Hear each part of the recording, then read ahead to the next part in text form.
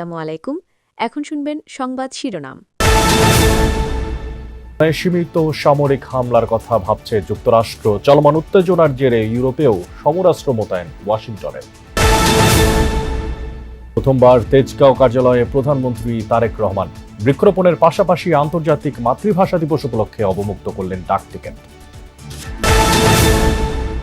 স্বাধীনতার পর প্রথমবারের মতো শহীদদের প্রতি শ্রদ্ধা জানালো জামায়াত। শহীদ মিনারে যাওয়ার কারণ জানালেন দলের আমির। শ্রদ্ধা আর ভালোবাসায় ভাষা শহীদদের স্মরণ করছে জাতি। সমতা আর সম্মানের বাংলাদেশ দেখতে চায় জনগণ। এতক্ষণ শুনছিলেন সংবাদ শিরোনাম, এখন শুনবেন বিস্তারিত। ইরানের সাথে চলমান উত্তেজনার জেরে এবার ইউরোপেও সমরাস্ত্র মোতায়েন করেছে যুক্তরাষ্ট্র। আর পারমাণবিক চুক্তিতে বাধ্য করতে ইরানে সীমিত সামরিক হামলার বিষয়টি বিবেচনা করছে ওয়াশিংটন। মন্তব্য মার্কিন প্রেসিডেন্ট ডোনাল্ড ট্রাম্পের। আর অন্যদিকে যুদ্ধের বদলে কূটনৈতিক সমাধানে আগ্রহী ইরান জানিয়েছে দেশটির পররাষ্ট্রমন্ত্রী। ইরানের সাথে পরমাণু চুক্তি নিয়ে উত্তাপের জেরে এবার ইউরোপে সামরিক তৎপরতা বাড়ালো যুক্তরাষ্ট্র। কয়েকদিন যাবৎ যুক্তরাজ্য ও পর্তুগালের বিমান ঘাঁটিগুলোয় অত্যাধুনিক মার্কিন যুদ্ধবিমান অবতরণ করতে দেখা গেছে।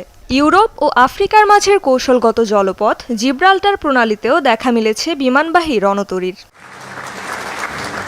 প্রেসিডেন্ট ডোনাল্ড ট্রাম্পের কথায়ও মিলল ইরানে হামলার ইঙ্গিত। সাংবাদিকদের প্রশ্নের জবাবে জানান, পারমাণবিক চুক্তিতে তেহরানকে বাধ্য করতেই সীমিত সামরিক হামলার কথা বিবেচনা করছে ওয়াশিংটন। বেশ কয়েকটি সূত্র জানিয়েছে, অনুমোদন পেলে কয়েকদিনের মধ্যেই চালানো হতে পারে হামলা। প্রাথমিক টার্গেট সামরিক বা সরকারি স্থাপনা। আর ইউরেনিয়াম সমৃদ্ধকরণ কার্যক্রম বন্ধ না হলে আরও বিস্তৃত হতে পারে সামরিক অভিযান। পারমাণবিক কর্মসূচি নিয়ে সমঝোতায় পৌঁছাতে তেহরানের হাতে 10 থেকে 15 দিন সময়সীমাও বেঁধে দেন মার্কিন প্রেসিডেন্ট।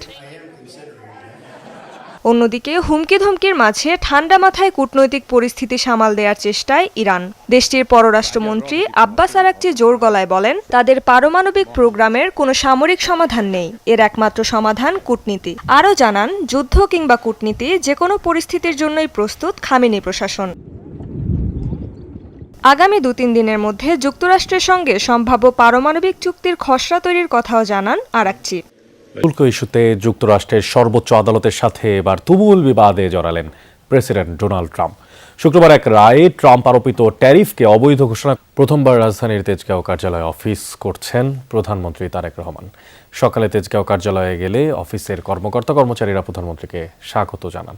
মূল ভবনে প্রবেশের আগে সাবেক প্রধানমন্ত্রী বেগম খালেদা জিয়া সরকারের সময় দায়িত্ব পালনকারী কর্মকর্তা-কর্মচারীদের সঙ্গে কুশলাদি বিনিময় করেন তিনি। এরপরে একটি স্বর্ণ চাপা ফুলের চারা কার্যালয়ে চত্বরে রোপণ করেন প্রধানমন্ত্রী। মহান আল্লাহর দরবারে শুকরিয়া আদায় করে বিশেষ মোনাজাত করেন তিনি। এদিকে মহান শহীদ দিবস ও আন্তর্জাতিক মাতৃভাষা দিবস 2026 উপলক্ষে ডাক টিকিট উন্মোচন করেন প্রধানমন্ত্রী তারেক রহমান। আমার ভাইয়ের রক্তে রাঙানো 21শে ফেব্রুয়ারি আমি কি ভুলিতে পারি। বাঙালির গৌরব ও অহংকারের 21শে ফেব্রুয়ারি আজ শ্রদ্ধা ভরে ভাষা শহীদদের স্মরণ করছে জাতি। 21শের প্রথম প্রহর থেকেই ফুলে ফুলে ভরে উঠেছে সারা দেশের স্মৃতির বেদি। ভোরে প্রভাত ফেরিতে যোগ দেন শিক্ষার্থী, রাজনৈতিক ও সামাজিক সাংস্কৃতিক সংগঠনের নেতাকর্মী সহ সর্বস্তরের মানুষ। আমি বাংলায় গান গাই, আমি বাংলার গান গাই। ৭৪ বছর আগে রক্তের দামে কেনা হয় বাংলা বর্ণমালা। পলাশ শিমুল ফোটা সেই দিন আজও জাতির কাছে অমলিন। আমি বাংলায় দেখি 21শের প্রথম প্রহর থেকেই সারা দেশের নানা পথ মিলেছিল শহীদ মিনারে। সূর্যোদয়ের পরপরই প্রভাত ফেরি নিয়ে সমবেত হন সর্বস্তরের মানুষ। পাকিস্তানিরা আমাদের মুখের ভাষা নিতে চেয়েছিল, তাদের যারা আন্দোলন করেছিল তাদের স্মরণে আমরা আজকে ফুল দিতে এসেছি, তাদের শ্রদ্ধা জানাতে। আমার বাবা আর আমার বোনের সাথে আমি এই মুক্তি সোপানে এসেছি ফুল অর্পণ করতে ভাষা শহীদদের জন্য। নতুন প্রজন্মকে মাতৃভাষা সম্পর্কে জানানোর জন্য ওকে নিয়ে আসলাম। পুষ্পার্ঘে ছেয়ে যায় শহর বন্দর থেকে প্রত্যন্ত জনপদের সকল শহীদ বেদি। মাতৃভাষার জন্য অকাতরে প্রাণ বিলিয়ে দেয়া সূর্য সন্তানদের প্রতি কৃতজ্ঞতা জানান দেশবাসী। আমার জীবন এর মতো কেন্দ্রীয় শহীদ মিনারে ফুল দিয়ে ভাষা শহীদদের প্রতি শ্রদ্ধা জানালেন জামায়াত আমির ও সংসদে বিরোধী দলীয় নেতা ডাক্তার শফিকুর রহমান। উপস্থিত ছিলেন 11 দলীয় জোটের সংসদ সদস্যরাও। আর এই সময় শহীদদের আত্মার মাগফিরাত কামনায় দোয়া মোনাজাত করা হয়। বিরোধী দলীয় নেতা জানান, রাষ্ট্রীয় আচারের অংশ হিসেবেই তারা শহীদ মিনারে গেছেন। পরে আজিমপুরে শহীদদের কবরে দোয়া মোনাজাত করেন জামায়াতের আমির। বাংলাদেশ জাতীয় সংসদের বিরোধী দলীয় নেতা জামায়াতে ইসলামীর আমির ডাক্তার শফিকুর রহমানের নেতৃত্বে শহীদ বেদিতে পুষ্পস্তবক অর্পণ করেন জাতীয় সংসদের বিরোধী দলের সংসদ সদস্যরা। এ সময় বিরোধী দলীয় নেতা শফিকুর রহমানের সঙ্গে বিরোধী দলীয় চিফ হুইপ নাহিদ ইসলাম, সংসদ সদস্য এটিএম আজহারুল ইসলাম, হাসনাত আবদুল্লাহ, আক্তার হোসেন সহ 11 দলীয় জোটের নেতারা উপস্থিত ছিলেন। জামায়াতে ইসলামীর কোনো আমির এবারই প্রথম শহীদ মিনারের বেদিতে ফুল দিয়েছেন সংসদের বিরোধী দলীয় নেতা হিসেবে। সেখানে তিনি 11 দলীয় জোটের নেতাদের নিয়ে মোনাজাত করেন। পরে জামায়াত আমির গণমাধ্যম কর্মীদের জানান, রাষ্ট্রীয় আচারের অংশ হিসেবে শ্রদ্ধা জানিয়েছেন তারা। এবার রাষ্ট্রীয় আচার হিসাবে এটা আমার দায়িত্ব, বিরোধী দলীয় নেতা হিসেবে এখানে আসতে হবে আমার সঙ্গীদেরকে নিয়ে, তাই আমি এসেছি। পরে জামায়াতের সংসদ সদস্য এবং দলটির শীর্ষ নেতাকর্মীদের নিয়ে আজিমপুর কবরস্থানে ভাষা শহীদদের কবর জিয়ারত করেন জামায়াত আমির।